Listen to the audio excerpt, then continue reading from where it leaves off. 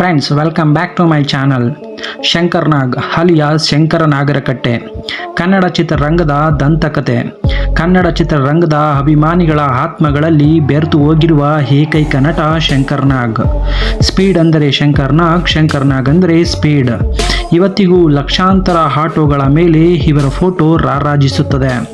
ಕನ್ನಡಕ್ಕೆ ಇನ್ನೊಂದು ಹೆಸರೇ ಶಂಕರ್ ನಾಗ್ ಸತ್ತು 70 ವರ್ಷಗಳು ಕಳೆದರೂ ಇಂದಿಗೂ ಕೋಟ್ಯಾಂತರ ಅಭಿಮಾನಿಗಳು ಅವರ ಹೆಸರಲ್ಲಿ ದಾನ ಧರ್ಮ, ಅನ್ನದಾನ, ರಕ್ತದಾನ ಅಂತಹ ಹಲವಾರು ಸಮಾಜ ಸೇವೆಯನ್ನು ಮಾಡುತ್ತಿದ್ದಾರೆ. ಇಷ್ಟೊಂದು ಅಭಿಮಾನಿಗಳನ್ನು ಹೇಗೆ ಶಂಕರ್ ನಾಗ್ ಸಂಪಾದಿಸಿದರು? ಏಕೆ ಶಂಕರ್ ನಾಗ್ ಕಂಡರೆ ಅಭಿಮಾನಿಗಳಿಗೆ ಅಷ್ಟೊಂದು ಹುಚ್ಚು ಪ್ರೀತಿ? ಫ್ರೆಂಡ್ಸ್, ನೀವು ಇನ್ನೂ ನಮ್ಮ ಚಾನಲ್ನ ಸಬ್ಸ್ಕ್ರೈಬ್ ಮಾಡ್ಕೊಂಡಿಲ್ಲ ಅಂದರೆ ದಯವಿಟ್ಟು ಬೇಗ ಸಬ್ಸ್ಕ್ರೈಬ್ ಮಾಡ್ಕೊಳ್ಳಿ. ಹಾಗೆ ಪಕ್ಕದಲ್ಲಿರುವ ಬೆಲ್ ಐಕಾನ್ನ ಪ್ರೆಸ್ ಮಾಡಿ. ನೀವು ನಿಜವಾದ ಶಂಕರ್ ನಾಗ್ ಅಭಿಮಾನಿಗಳೇ ಆಗಿದ್ದರೆ ಈ ವಿಡಿಯೋಗೆ ಲೈಕ್ ಮಾಡಿ. ಹಾಗೆ ಜೈ ಶಂಕರ್ ನಾಗ್ ಅಂತ ಕಮೆಂಟ್ ಮಾಡಿ. ಶಂಕರ್ ನಾಗ್ ಅಲಿಯಾಸ್ ಶಂಕರ ನಾಗರಕಟ್ಟೆ ಇವರು 1954 ನವೆಂಬರ್ 9ರಂದು ಹೊನ್ನಾವರದ ಉತ್ತರ ಕನ್ನಡ ಜಿಲ್ಲೆಯಲ್ಲಿ ಜನಿಸುತ್ತಾರೆ. ಇವರು ಮೂಲತಃ ಕೊಂಕಣಿಯ ಸಮುದಾಯದವರು. ಶಂಕರ್ ನಾಗ್ಗೆ ಚಿಕ್ಕ ವಯಸ್ಸಿನಿಂದ ನಾಟಕಗಳ ಮೇಲೆ ವಿಪರೀತ ಹುಚ್ಚು. ಇದರಿಂದ ಅರ್ಧಕ್ಕೆ ತಮ್ಮ ಶಿಕ್ಷಣವನ್ನು ಬಿಟ್ಟು ಮುಂಬೈಯಲ್ಲಿರುವ ಮರಾಠಿ ನಾಟಕದತ್ತ ಸೆಳೆಯಲ್ಪಡುತ್ತಾರೆ. ಈ ನಾಟಕಗಳ ರಿಹರ್ಸಲ್ನಲ್ಲಿ ಅರುಂಧತಿಯ ಪರಿಚಯವಾಗುತ್ತದೆ. ಮುಂಬೈಯಲ್ಲಿದ್ದ ಶಂಕರ್ ನಾಗ್ ಬೆಂಗಳೂರಿಗೆ ಶಿಫ್ಟ್ ಆದರು. ಇಷ್ಟರ ಹೊತ್ತಿಗೆ ಇವರ ಅಣ್ಣನಾದ ಅನಂತ್ ನಾಗ್ ಕನ್ನಡ ಚಿತ್ರರಂಗದಲ್ಲಿ ಕೆಲವು ಚಿತ್ರಗಳಲ್ಲಿ ಅಭಿನಯಿಸಿ ಜನರ ಪ್ರೀತಿಯನ್ನು ಗಳಿಸಿದ್ದರು. ಇದರಿಂದ ಇನ್ಸ್ಪೈರ್ ಆದ ಶಂಕರ್ ನಾಗ್ ಸಿನಿಮಾ ಹಾದಿಯನ್ನೇ ಚೂಸ್ ಮಾಡಿದರು. 1978ರಲ್ಲಿ ಶರ್ವಕಾಸಿ ಎಂಬ ಮರಾಠಿ ಸಿನಿಮಾದಲ್ಲಿ ಅಭಿನಯಿಸಿ ಮೊದಲ ಸಿನಿಮಾದಲ್ಲಿ ಎಲ್ಲರ ಮೆಚ್ಚುಗೆಗೆ ಪಾತ್ರರಾದರು. ನಂತರ ಕನ್ನಡದಲ್ಲಿ ಏನಾದರೂ ಸಾಧಿಸಬೇಕೆಂಬ ಹಠದಿಂದ ಗಿರೀಶ್ ಕಾರ್ನಾಡ್ ಅವರ ಚಿತ್ರ ಒಂದಾನೊಂದು ಕಾಲದಲ್ಲಿ ನಟಿಸಿ ಆ ಚಿತ್ರಕ್ಕೆ ರಾಷ್ಟ್ರ ಪ್ರಶಸ್ತಿಯನ್ನು ಕೂಡ ಪಡೆದರು.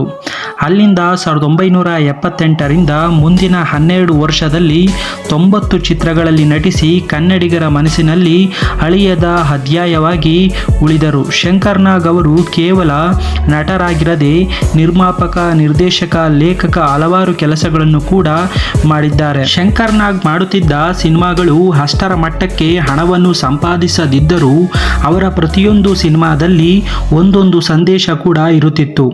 ಇದಕ್ಕೆ ಉದಾಹರಣೆ ಎಂಬಂತೆ ಒಂದು ಮುತ್ತಿನ ಕತೆ. ಡಾಕ್ಟರ್ ರಾಜ್ಕುಮಾರ್ ಮುಖ್ಯ ಭೂಮಿಕೆಯಲ್ಲಿದ್ದ ಈ ಚಿತ್ರವನ್ನು ಸಾಗರದ ಆಳದಲ್ಲಿ ಚಿತ್ರೀಕರಿಸಬೇಕಾಗಿತ್ತು. ಆಗ ಭಾರತದಲ್ಲಿ ನೀರಿನ ಆಳದಲ್ಲಿ ದೃಶ್ಯ ಸೆರೆ ಹಿಡಿಯುವ ಕ್ಯಾಮ್ರಾ ಇರದಿದ್ದರಿಂದ ಕೆನಡಾಗೆ ಹೋಗಿ ಕ್ಯಾಮ್ರಾ ತಂದರು.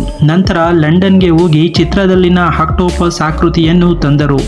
ಚಿತ್ರದಲ್ಲಿ ಡಾಕ್ಟರ್ ರಾಜ್ಕುಮಾರ್ ಆಕ್ಸಿಜನ್ ಮಾಸ್ಕ್ ಇಲ್ಲದೆ ಆಕ್ಟೋಪಸ್ ಜೊತೆ ಹೋರಾಡುವ ಸನ್ನಿವೇಶವನ್ನು ಸೆರೆ ಹಿಡಿದು ಅಂದಿನ ಕಾಲದಲ್ಲಿಯೇ ಒಂದು ಅದ್ಭುತವನ್ನು ಸೃಷ್ಟಿ ಮಾಡಿದ್ದರು.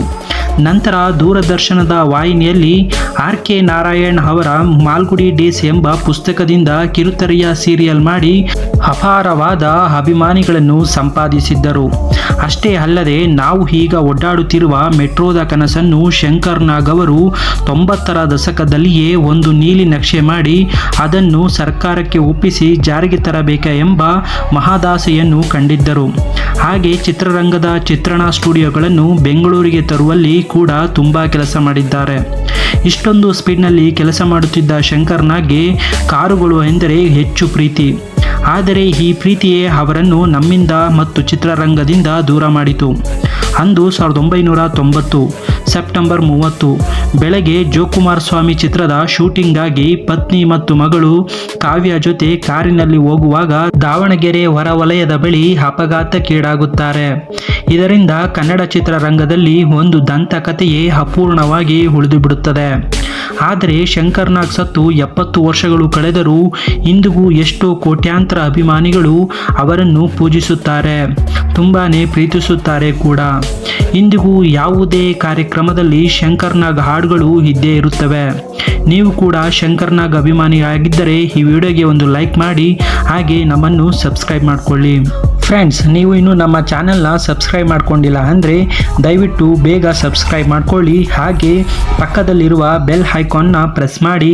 ನೀವು ನಿಜವಾದ ಶಂಕರ್ ನಾಗ್ ಅಭಿಮಾನಿಯಾಗಿದ್ದರೆ ಈ ವಿಡಿಯೋಗೆ ಲೈಕ್ ಮಾಡಿ. ಹಾಗೆ ಜೈ ಶಂಕರ್ ನಾಗ್ ಅಂತ ಕಮೆಂಟ್ ಮಾಡಿ.